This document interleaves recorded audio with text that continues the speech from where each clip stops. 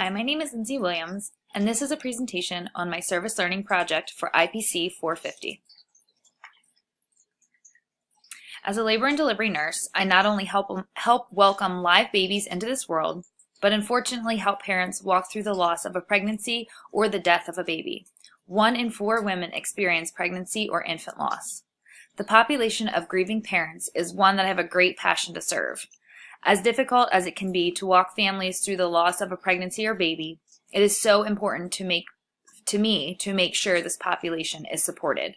The author Lindsay Carter of a 2016 article titled Understanding Our Role in Bereavement reports that this population suffers from grief that can lead to depression, anxiety, social isolation, and economic hardships. The needs of this population are greatly related to psychological support through proper mental health care, education, and availability of resources. These are reasons why I chose to serve this population of grieving parents and families through an organization called Sweet Pea Project. Sweet Pea Project is an organization dedicated to serving parents suffering from pregnancy and infant loss through comfort, support, and gentle guidance. It is an organization that was founded by 3 women who each experienced the loss of a baby. Through their personal grief journeys and finding out what helped them cope and navigate through the grief after their stillbirths, they've created ways to support and comfort this vulnerable population. Some ways they have done this is through donation of baby blankets to hospitals in all 50 states, as well as several other worldwide countries. They have donated a total of 7,798 blankets. Stephanie Cole is the primary founder of Sweet Pea Project, and she's written 2 books that have also been donated to hospitals around the world. Stephanie was comforted by a baby blanket when she lost her daughter, and felt led to give other parents this symbolic item as a way to remember their lost babies. Stephanie's books are filled with personal accounts of loss and ways to find support, as well as poems and artwork authored by women who navigated through the grieving process. Sweet Pea Project also uses their website to list several resources, including other books, websites, and support groups for those suffering from pregnancy and infant loss. In addition to the blanket and book donation and online resources, Sweet Pea Project also holds 2 events a year that allows families suffering from loss to remember their angel babies and to find support through each other. One event is dedicated specifically to remembering each baby and or child and takes place at Lititz Springs Park in the fall. It's called the Remembrance Gathering. The other event is the Sibling Picnic that is held at Dutch Wonderland. This event allows families to gather together and celebrate the lives of the siblings that may have come before or after a loss of a baby, while remembering and celebrating the little lives that are no longer here on Earth. At the picnic, there is also opportunity to plant a flower in a garden that is dedicated to all the lost babies, and this event usually occurs in the summer. As stated previously, the population of parents and families suffering the loss of a pregnancy or infant are increased for depression and anxiety related to grief. Authors de Montigny, Verdon, Mounier, and Debeau found during the research that families who were given compassionate, knowledgeable grief support after perinatal loss from healthcare providers had better outcomes regarding long-term depressive symptoms. For this reason, it is so important for healthcare providers to give adequate emotional and grief support following perinatal loss. Research done by Huddy and her co-authors also emphasized the importance of follow-up screening for severe anxiety and depressive disorders in the following weeks after perinatal loss. Healthcare providers hold the responsibility of ensuring follow-up care and screening and making sure that this follow-up care and screening is facilitated prior to patient discharge after a loss. Severe depression and anxiety and post-traumatic stress disorders can cause this population to have economic instability as well. As healthcare providers identify risk factors for potential job loss and financial instability, it may be necessary to provide resources to these patients in order to prevent further socioeconomic breakdown for the person or persons at risk.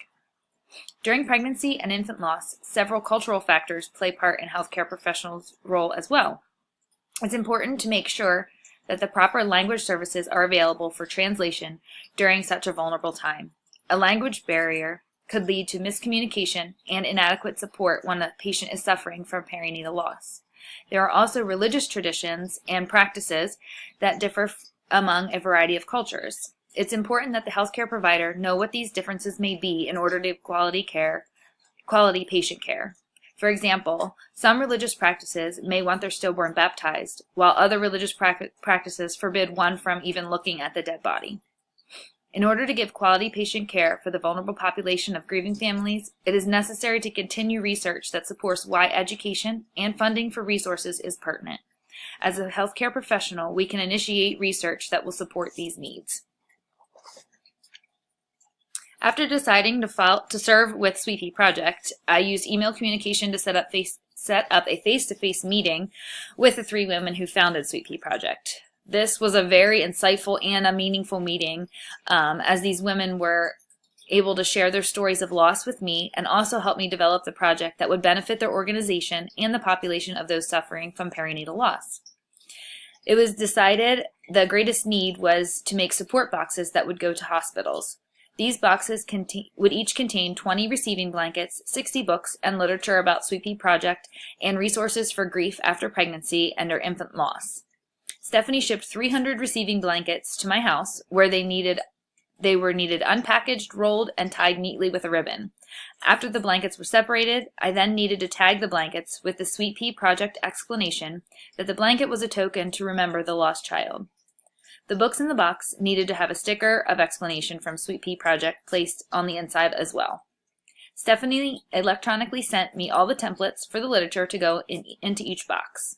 It was also my job to print and fold 300 Sweet Pea Project informational pamphlets and add them to the box. Once all the boxes were packaged, I transferred them back to Stephanie, where she then shipped the completed boxes to hospitals in need. The final step to the project was to assist the secretary of Sweet Pea Project with organizing paperwork needed for the fall event, the Remembrance Gathering at Lititz Springs Park. Meeting with the founders of Sweet Pea Project and hearing their personal stories was a great way to hear and serve the population suffering from infant loss. I was able to hear about their grief journeys and what helped or hurt them along the way. However, one revision I would make for this project was the timing of the service. Although the service I was able to perform preparing the support boxes was meaningful, I would have liked to have more direct interaction with the population of interest. I would like to have attended the Remembrance Gathering that occurred in October this past fall, and would have liked to talk to several of the other parents and families that may have been at different stages in the grief process. My 30 hours are currently completed, but I would like to attend the sibling picnic this summer and be able to learn more about and serve those suffering from pregnancy and infant loss. My first objective for the project was to identify 2 risk factors for depression in parents suffering from infant loss. I was able to meet this objective by talking with the women from Sweet Pea Project. I discovered how important quality, compassionate care from healthcare providers was. One of the 3 women from Sweet Pea Project reported that inadequate healthcare staff support caused increased anxiety and depression. This is a major risk factor that can be avoided with proper healthcare staff education. Another risk factor identified was a prior history of depression or postpartum depression. Not only does literature support this, but another Sweet Pea Project member validated a history of postpartum depression and said she had increased and prolonged depression after her loss. The second objective that I met was to identify at least three resources for parents suffering from infant loss. I met this when I was doing research for Sweet Pea Project as well as research for this presentation. On the Sweet Pea Project, there are several websites that are listed. Some of the websites that were helpful were titled Grief Watch and Healing Hearts. And there were some other support groups called, there's a support group through SHARE of Lancaster County and another one through Hospice of Lancaster County that's a support group for Pathways Through Grief. Some other great resources was Stephanie's books, one that's titled Still and the other that's titled To Linger on Hot Coals. Another, on the Sweet Pea Project website, there's another book titled No New Baby for Siblings, which is another really good resource for siblings that suffer from the loss. And the final objective that was to teach 80% of the Lancaster General Health's bereavement team about the Sweet Pea Project as a resource for grieving parents was met during the bereavement team meeting that had full attendance. I used brochures and verbal presentation as well as some casual conversation after meeting time that allowed me to educate the team about using Sweet Pea Project as a resource for grieving parents. Stephanie Cole quotes, "Your life began and ended within my womb. I am a sacred place because of you." By preparing the contents of the support boxes with items and information that would reach the grieving parents who lost a child, I was able to indirectly impact this population. Although these parents have lost a cherished, precious life, the hope is that each blanket would provide a sense of comfort for these parents. The hope is also that the literature and listed resources would allow these parents and families to find strength, hope, and a sense of belonging to a community where they don't have to feel alone. Through the listed and suggested support groups within the Sweet Pea Project literature, it is also my hope that these parents and families will find a voice to be able to support each other and spread the word about why research for grief support is so important to maintain a healthy mind, body, and spirit. Through staff education at the LG Health Bereavement Team meeting, I was able to impact this population by increasing knowledge of available support that the staff can offer this population. After completing this project, it helped to further validate my passion for compassion in the population of perinatal loss. Listening to the Sweet Pea Project women tell their stories helped me to see that healing is possible with the right kind of support and resources. It also lit a fire to continue to educate my coworkers and community about ways to help this population heal through a community of knowledgeable support. During the project, I was also personally impacted when I was able to involve my children in the service. As my 7- and 9-year-old helped me to separate and fold blankets, we were able to talk about death and grief.